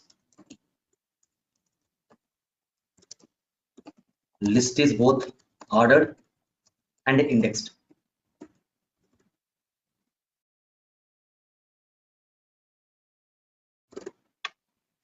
Yeah, so now the second category is going to be set. It is also a collection of our homogeneous or heterogeneous data without any duplicates. But list is always unordered, unindexed. Okay, now coming back to map. The third category would be map. To store key comma value kind of data. Map. Okay, map is also unordered and unindexed. Okay, so now let us start with this particular list collection item quickly. So how do you declare this particular list collection item? First of all, you can ask me where some ranks colon list of, in the square brackets only, int we are saying is equals to list of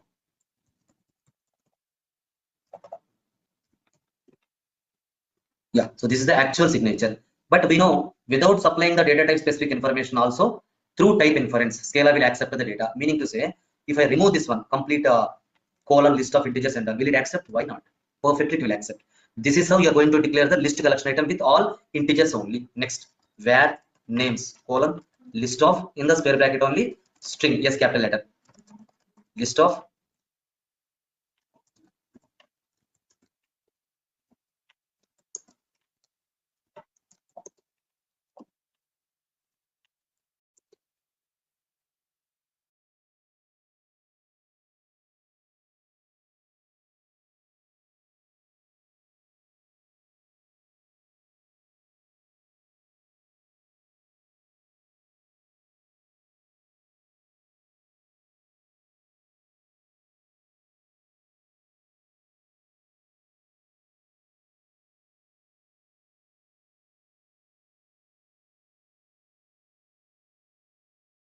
multiple elements I have declared here. Okay, so the same thing if at all you wanted to declare without having colon list of string, I don't want to provide this list of string. Still, in the result point of view, there is no difference at all. We are having the same kind of the data. Okay, yeah, next.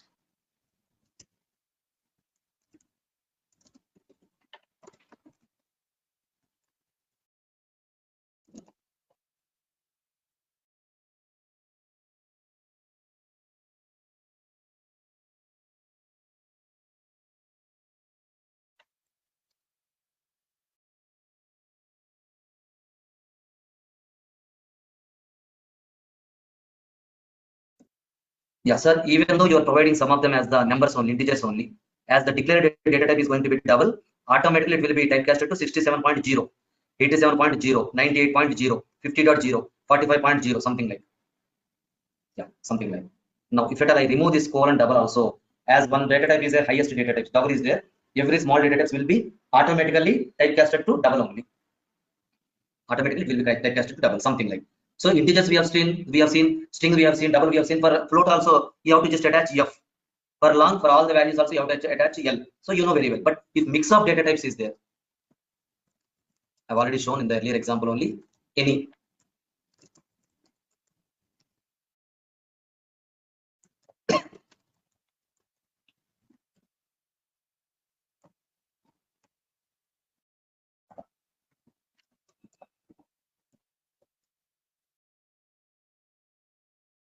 It is mix of data types. That's where it has been taking as any. Even if you remove also, there won't be any problem. Now, MISC I'm saying, colon list of, I'm saying nothing.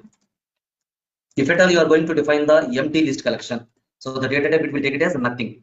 So even if you remove this part as well, colon list of nothing, as there there is no data here, it will consider it as a nothing only. So these are all the different ways we are going to define the list collection item. But one good part is, sir, if you look at Abhiram is the first element, Padma is the last element. Is it taking the same way or not? That in that sense only, it is indexed and ordered. The order what you have provided, Abhiram, Banu, Chandra, first three elements. What it is taking? Abhiram, Banu, Chandra. What are the last three elements? Kishore, Nanda, Padma. Kishore, Nanda, Padma. That's it. So order will not be disturbed, and indexing also it is going to create here. So that is how it is going to take all the data. So this is the declaration of list elements. Okay. So now the further methods and all we will see, but as I have already started the session very early today, so let me take 10 minutes break now. From there, we will continue the rest of the session. Okay. Yeah. 10 minutes, I will be unmute.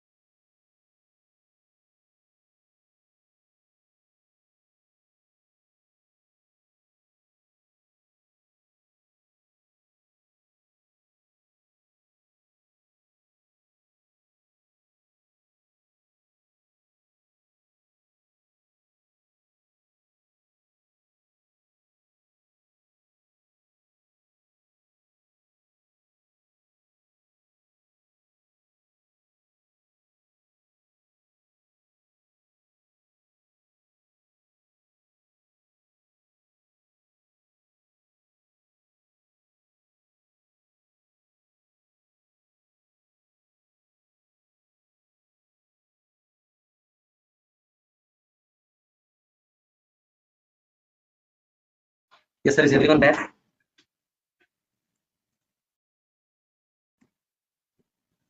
Yeah, yeah, I'm here.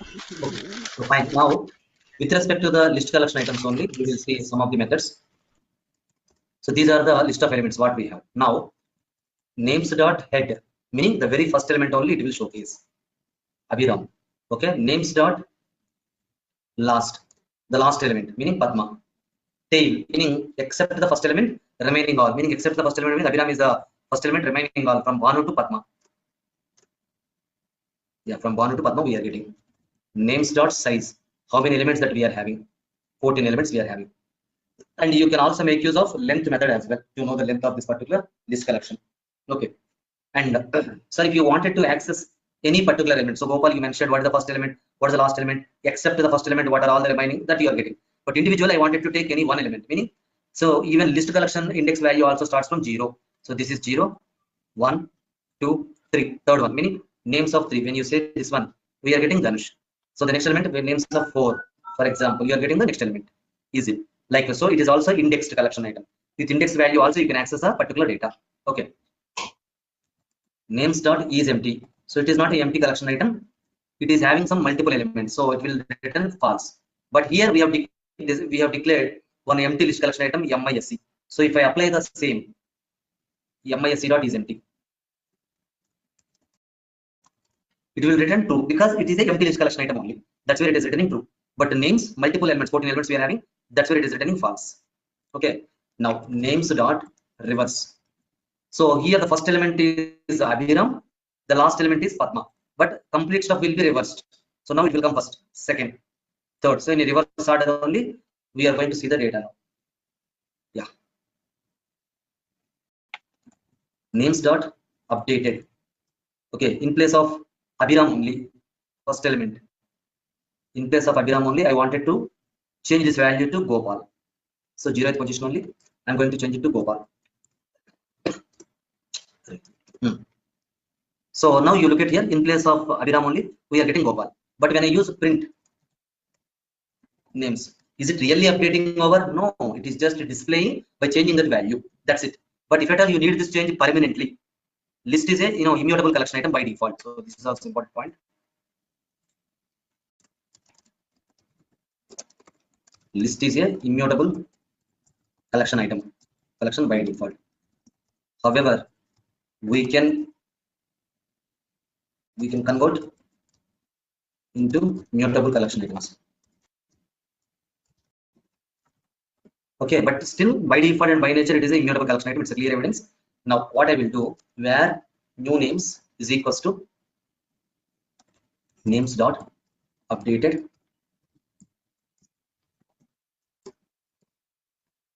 Yeah, so what does it mean? So whatever the result that we are getting here, instead of touching this names variable, you store all the data into the new variable only called new names. So in this regard, when I say print names, you will get with Abhiram only. But when I say print new names, then we are going to see with Gopal only, because both are separate. Here there is no concept of changing the existing one or updating the existing one only. You are just rewriting the results to a new variable only here. So that's what they mean.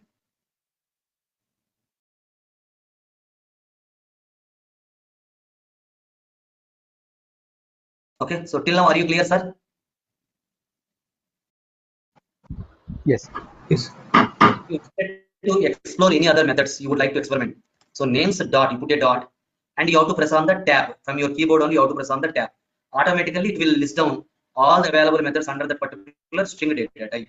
So what are all the methods are available? Everything you will get it. Okay, dot you have to say. Next you have to press on tab. Okay. Yeah. So println ranks. Println names. Println percentages. Yeah, sir, I wanted to concatenate all these three list collection items. How can I do that? Okay, so simply we are going to say list dot concat and followed by ranks. In any order you can give, that's your wish. Names, person. So if this is the case, you will see all the data in one go. Look at here, all the elements have been concatenated. If you wanted to permanently store this concatenated data in a separate variable, okay, so simply what you are supposed to do, where Yeah, perfectly we are getting in this way. Okay. And there are two basic building blocks in our list collection item only. What are those?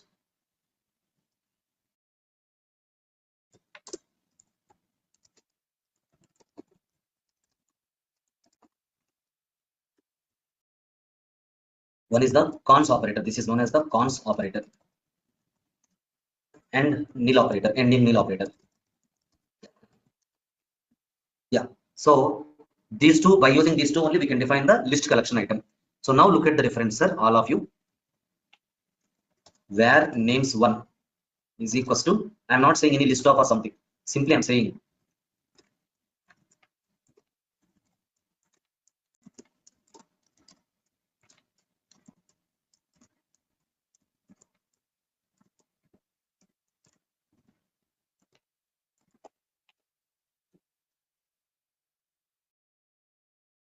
yeah. So without having that ending nil operator, sir, here I have not used any particular list of or something. No. But however, it has been taken as a list of string only.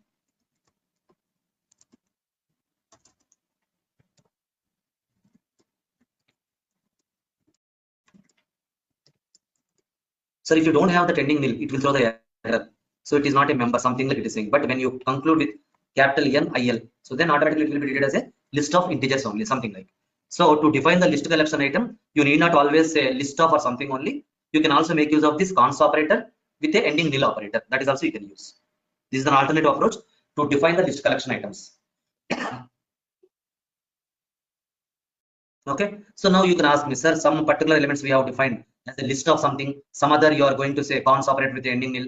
Can I concatenate this particular data? Yeah, look at here, list of list dot concat. You are saying names comma names one comma ranks comma, is it rank or ranks? Ranks, okay. Ranks one comma person. Just look at here, irrespective of how you have created that particular list collection item, everything will get concatenated. And there is one more other approach. Look at here, names colon, sorry, double cons operator, meaning 3 colon operators we are using. This is typically what we call double cons operator. Here in this way also we will get the same output.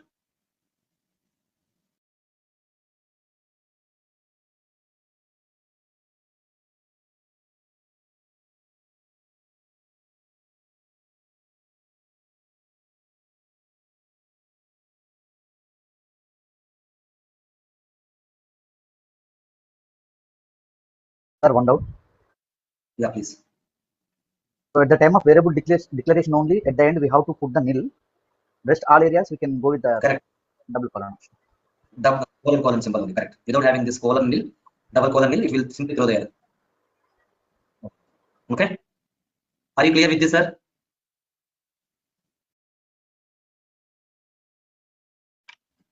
Yes. Yes. Now, so where state, sorry, where city is equals to list of, I am saying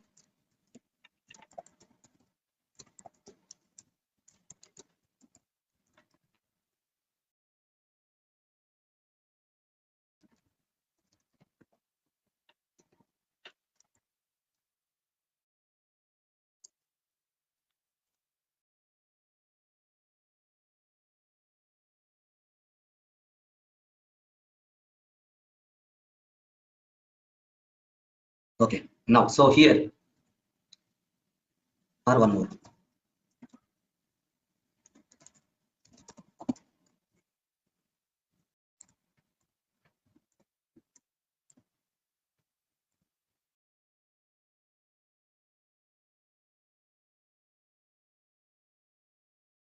So if you look at the length of the each and every list collection item is entirely different. So here 4 elements we are having, here 7 elements we are having, here more number of elements. So when I say zip function on the list collection items on the zip function, look at here where zip data is equals to city dot zip state, for example. Yeah. So if you are using zip data dot to get it in new line character println. So here clearly we are getting Hyderabad comma TS, meaning based on the index values only the pairing will happen. Here 0th index value is Hyderabad, here the 0th index value is TS. Sir, what is the data here? It will not bother.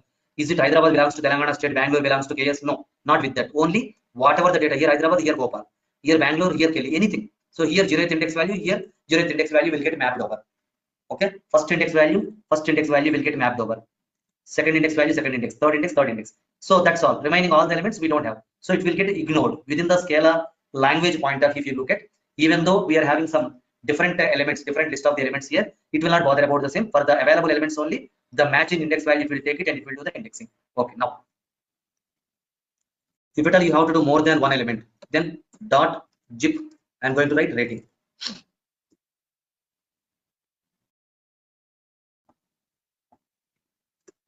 Here also same.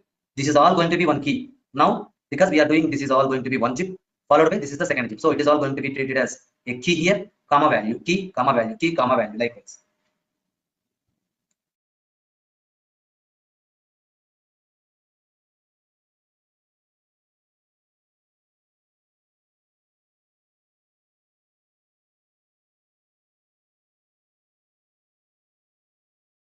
Okay.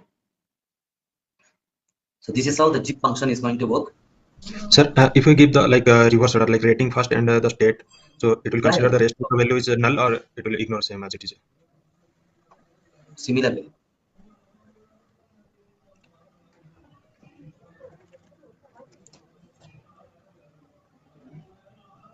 In any order you can do, but for the available elements only, it will provide always.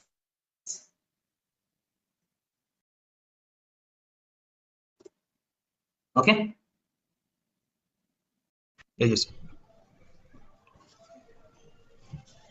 Okay, fine. So now next one.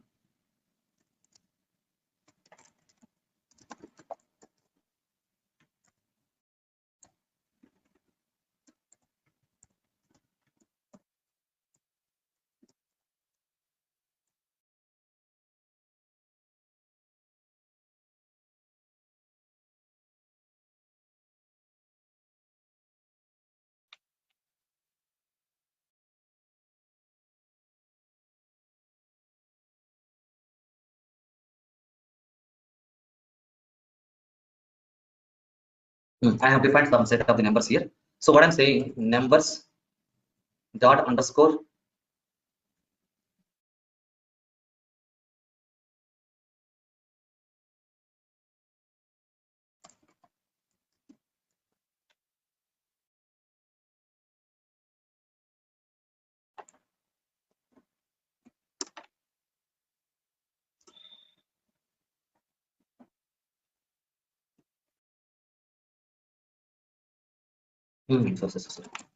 numbers dot partition.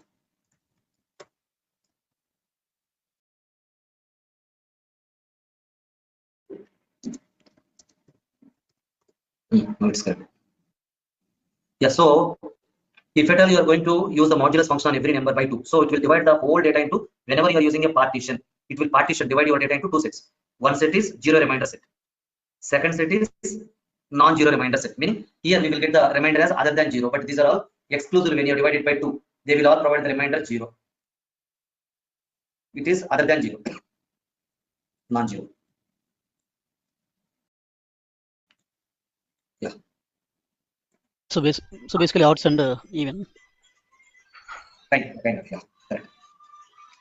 If you are saying only with the 2, yes, that's what your point is valid, but it is not only restricted just to 2 only.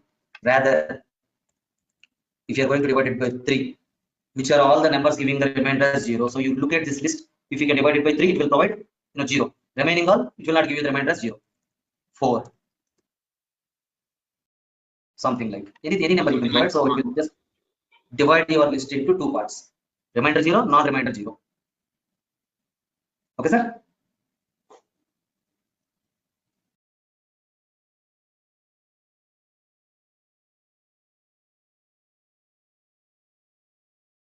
Okay.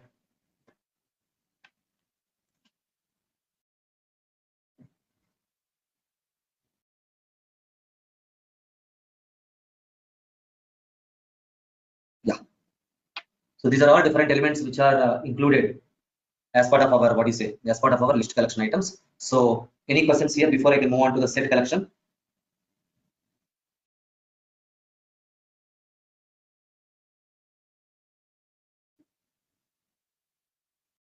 I'm good, Gopal, here. Descriptions. Okay.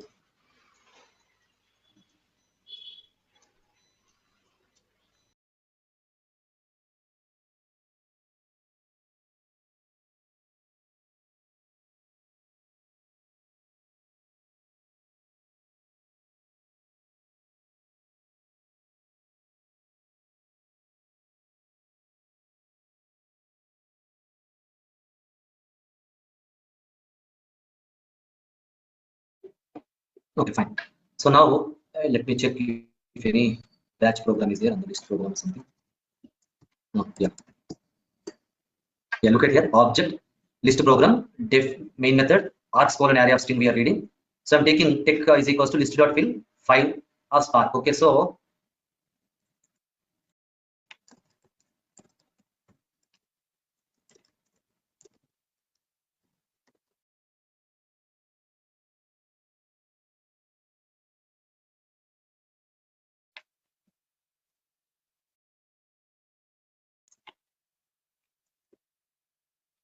yeah, so if at all fill of 5, meaning 5 times that pattern we have to print. So GK only printed 5 times. If at all I'm going to provide value 100, so 100 will be printed for 5 times. So this is what fill method. So the same thing I have given here, fill of 5, how many times Spark will be printed for 5 times. Here the digit 2 will be printed for 6 times. A very small program. So if you want, you can just take it.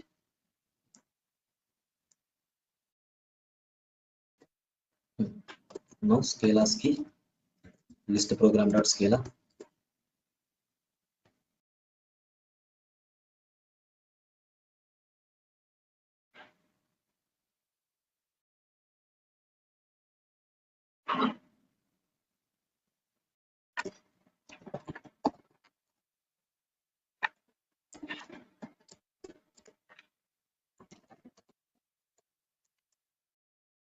Yeah, we are getting 5 times that particular element and 5 times the next element we are getting here. Okay, 6 times the value 2 is been coming here. Okay, fine. So this is one more other small thing. So now coming back to set collection item. So it is also almost the same as list, but it will not accept any duplicated values and unordered and unindexed list collection item. So what does it mean? Look at here. Where some particular ranks is equals to list of, just for example, to take this particular data, it will accept all the data here. Ranks dot length, you will get 16 elements we are having. Same thing I'm changing it to set ranks. In place of list only, I'm going to use set. Yes, capital letter. Will it accept the data? No. Rather, it will only to take the 2 elements only. Look at here, set of 2, 3, meaning all these particular duplicated elements, it is not accepting only 1, 2 and 1, 3. Okay, so that's where no, not only key value base. Like I'll show you. Yeah, exactly. Unique data it will take.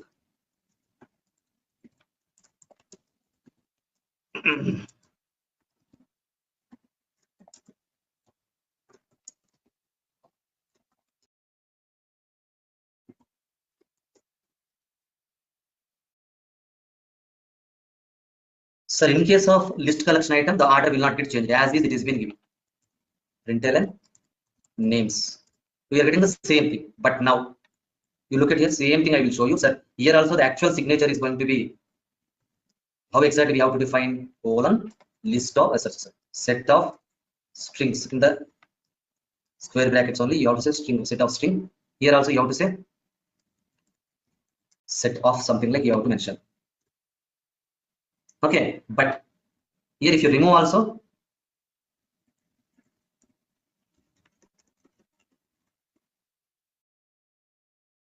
so now I'm simply saying println set names.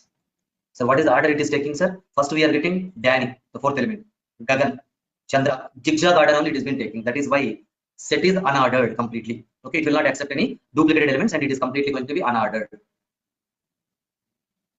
Are you clear, sir? Yeah. So whether it is integer data type, floating point data type, strings, double, long, anything, it will not take the data in the same order what we are giving. It will take it in a zigzag fashion only. Okay, let me use. So the same thing. Set names. So now set names dot head. So here the first element what we are getting, Danny we are getting. Now the last we are getting that one only. Last element is Fahan. Tail we are getting. Sir, here the length method may not work, so only size is going to work. Length method will throw the error. Yeah, it is not a member of that particular class. And also reverse, sir, the order itself is not same. It is always taking a zigzag order. So reverse method also will not work here. Okay. Is updated. Sir, if at all we are not even giving the index value, how exactly we will expect you can update a particular value as well? If at all indexing is there, indexing meaning set names of 0 I'm giving.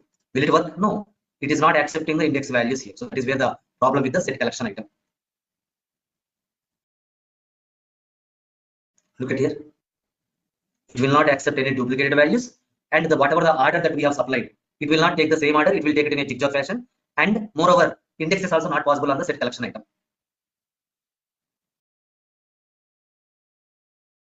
Take it, sir. Set is unique and unordered and unindexed. You can add unindexed as well, no problem. Sorry, yeah, anybody is taking.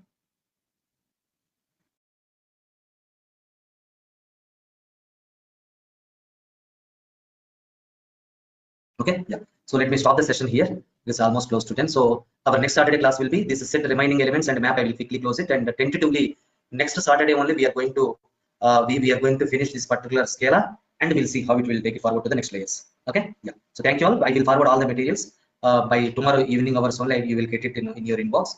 So you please practice all the things. If you are facing any challenges, you please write an email. But in all the communications, you must have to include this particular subject line Spark Weekend Batch 25. Otherwise, I cannot even open that email as well. Okay, so please try this practice so that you understand the things. Sir, one question, sir. When the installation will happen, sir? Installation, I am not getting you. No, these VMware installation. So okay, we have to follow so documents only. Please get in touch with the front office team. You call them, so they will provide you the required softwares. Okay, so on top of the same, you can install, you can browse this image, and then you can take it forward. Otherwise, if you are facing any challenge, next Saturday I will help you how to browse that particular image and how to take it forward. Okay, so first of all, this VM workstation you have to install, sir. Okay, this VM workstation you have to install. It is all self-explanatory. So you can say next kind of. Once that has been done, so what you are supposed to do, let us say the front office team has given the image files and all, which is there in the G drive, in your G drive only under this folder. So this is what the folder name, you kept it here. So what you are supposed to do after your VMware workstation, you can just go to this middle button, open a virtual machine. Just you click on, first go to home tab, then you can go to this particular middle tab, and then you can navigate to what exactly I told, G drive under Hadoop-gk-image. So see this one. So within the Ubuntu folder, the VMX file only. VMX file meaning 3 square symbols at the beginning of the Ubuntu only. 3 square symbols. This is what I call. This file only we have to say and open. So that's it. You are supposed to do. So this is what the image that what we are using. That's it. Nothing else. So till completion of the successful ending, we will get the support from the front end office. You're saying, right? Correct. Okay, sir. Sure. I will use them. Thank you. Yeah. Thank you all. We'll catch back next Saturday with the continuation of the today's session. Thank you. Thank you, Sir, today you're sharing this document.